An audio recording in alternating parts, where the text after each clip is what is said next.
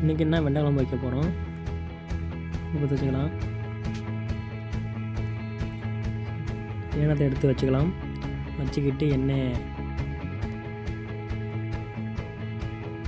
ஊற்றலாம். நல்லெண்ணெய் தான் ஊற்றிங்க. ஊற்றிட்டிங்கன்னா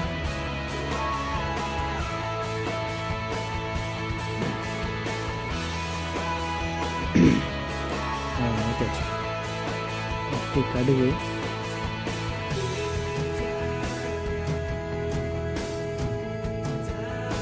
பொரிய ஆரம்பிச்சு கடுகு. அப்புறம் வெங்காயத்தை போட்டுங்க. வெங்காயத்தை போட்டு நல்லா வதக்குங்க. நல்லா கோல்டு கலர் வரையும் வதக்குங்க. நல்லா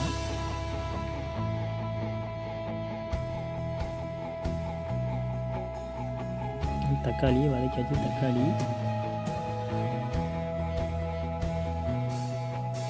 ஏடா வெங்காயத்தை போட்ட கணக்கில் அப்புறம் நினைக்காங்க.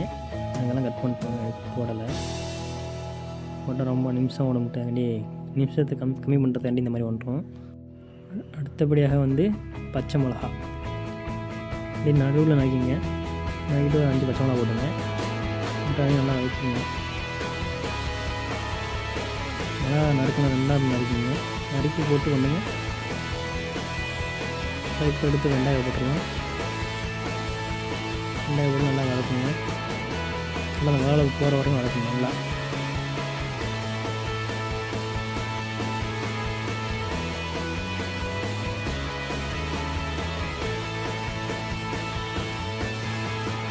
மஞ்சத்தூள் போட்டு மஞ்சத்தூள் போட்டால் நல்லாயிருக்கும். மஞ்சள் போட்டு கிண்டி இங்கே நல்லா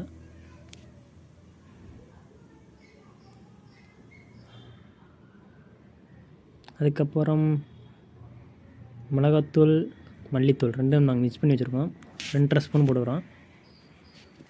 போட்டுட்டு நல்லா அதையும் கிண்டிக்கிறோம். நல்லா எல்லாத்துலேயும் மிக்ஸ் பண்ணிக்கிட்டு நல்லா சாரட்டும். அடுத்து தண்ணி கொஞ்சம் ஊற்றிக்கலாம். இல்லை அடி பிடிக்க ஆரம்பிச்சிடும். அதனால் கொஞ்சம் தண்ணி ஊற்றி கிண்டுறோம். நீங்களே பார்க்கலாம், அடி பிடிச்சி அந்த கண்ணில் கூட கொஞ்சம் இந்த பிசு இப்போ தன்மை இருக்கும். புளி கொஞ்சம் கரைச்சிக்கலாம். புளி கொஞ்சம் ஊற வச்சுருக்கோம். நாங்கள் கரைச்சி இப்போ ஊற்றிடுறோம். ஓகே, அவ்வளோ முடிஞ்சிடுச்சு. ஒரு கிண்டிக்கலாம். கிண்டி விட்டு மூடியை போட்டு மூடிடலாம். மூடுதாங்க. கொதிச்சோலையும் எடுத்து பார்க்கலாம்.